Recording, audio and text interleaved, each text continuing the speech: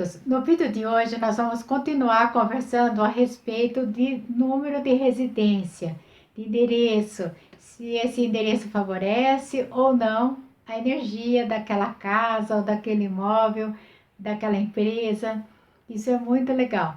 No vídeo anterior nós vimos a importância da disposição desses números lá na fachada do seu imóvel. Nós vimos também a importância do tamanho dessa letra, caso seja necessário colocar uma letrinha lá para ajustar a vibração desse imóvel. Mas antes de passar para esse assunto, eu gostaria de comentar com vocês algo que eu considero muito importante. Toda vez que eu ensino algum cálculo aqui no meu canal, eu estou utilizando a tabela de conversão da numerologia cabalística, que é esta tabela aqui. Observe que na tabela de conversão da numerologia cabalística, os números vão apenas de 1 a 8. Observe também que as letras não estão em ordem alfabética e que os acentos, o acento crase, acento agudo, acento circunflexo e o acento til também são levados em consideração. Não importa se eu vou fazer análise do nome de uma pessoa ou do nome de uma empresa, esses acentos são importantes, sim, e devem ser levados em consideração. Está certo?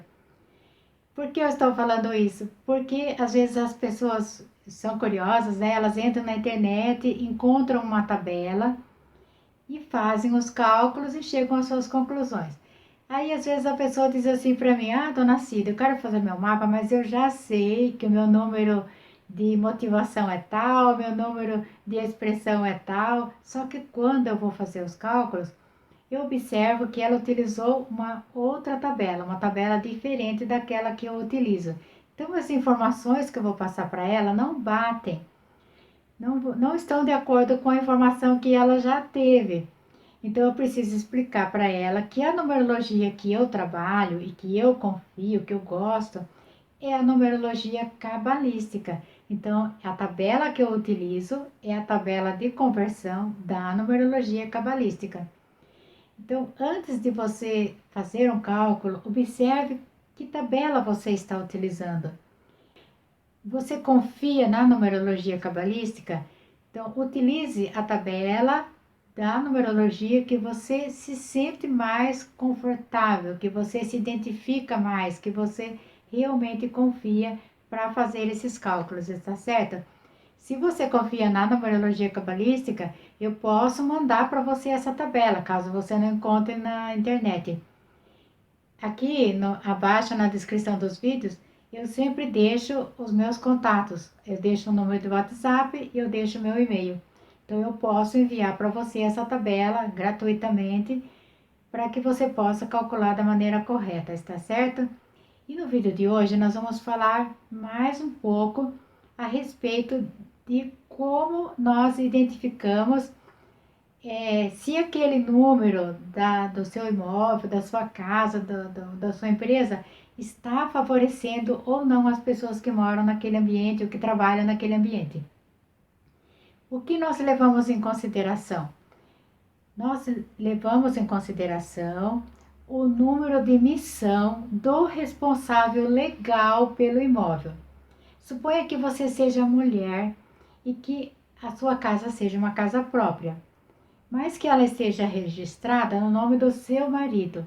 Então, o número de missão que nós vamos levar em consideração para sabermos se esse imóvel está favorecendo ou não, se esse número, né, de endereço está favorecendo ou não, é o número de missão do seu marido. Se a casa está no seu nome, então é o seu número de missão que nós vamos levar em consideração. E se a casa é alugada, dona Cida?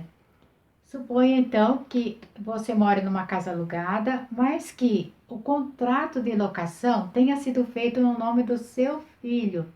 Então é o número de missão do seu filho que nós vamos levar em consideração. Está certo? E como nós fazemos isso? Nós vamos trocar todas as letras do nome da rua pelos números que aparecem na tabela de conversão da numerologia cabalística que eu mostrei para vocês. E nós vamos somar todos esses números e vamos somar com o número que está lá na fachada. Esse número, essa soma vai dar um número composto e nós vamos reduzir ele a um único algarismo, sempre, mesmo que dê 11, mesmo que dê 22, nós precisamos reduzir a um único algarismo.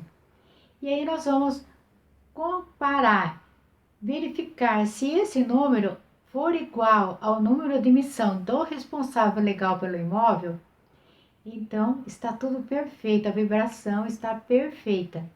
Mas se der alguma diferença, então nós precisamos acrescentar lá uma letrinha que, somada ao nome da rua mais o número da residência, resulte no número de emissão do responsável legal pelo imóvel. Está certo? Agora suponha que você trabalha em casa e que o trabalho que você faz, ele sustente essa casa, ele ajude no sustento dessa casa, no sustento dessa família. Muitas pessoas trabalham hoje em home office, algumas pessoas produzem alguma coisa em casa, costuram, fazem salgadinhos para vender.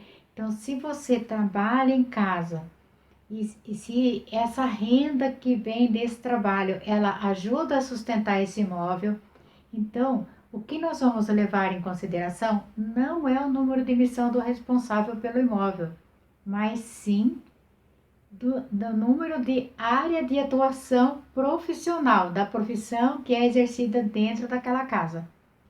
Então, se a casa é utilizada apenas como moradia, tranquilo, então é o número de emissão do responsável legal, aquele que está com o nome, seja no contrato de locação, ou seja, no registro do imóvel.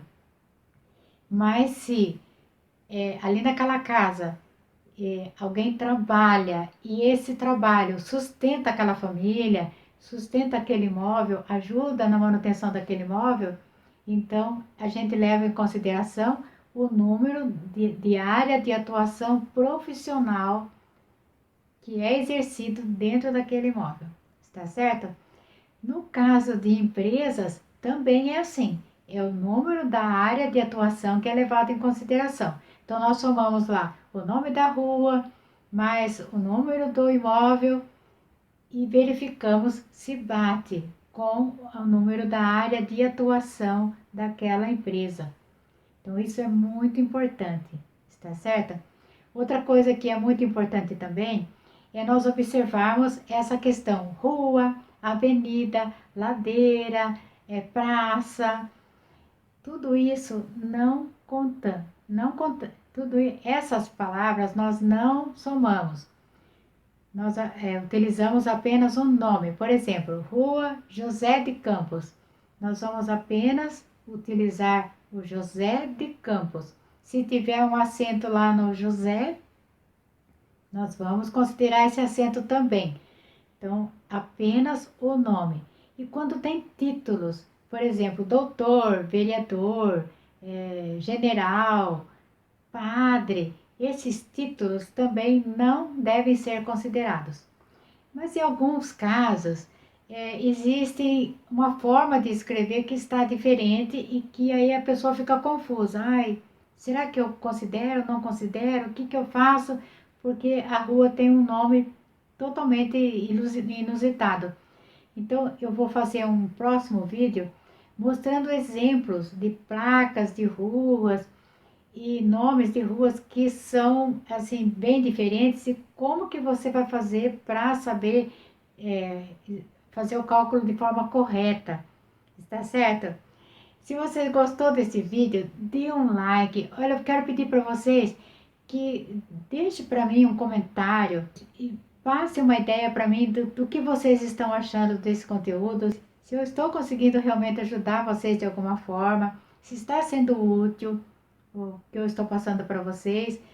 Esses comentários, essa interação é muito importante porque ajuda o YouTube a entender que esse vídeo é importante. Assim vocês me ajudam a divulgar o meu trabalho para mais pessoas, né? Vocês ajudam que mais pessoas me conheçam o meu trabalho, tenham a oportunidade ver a forma como eu explico, né, esses assuntos.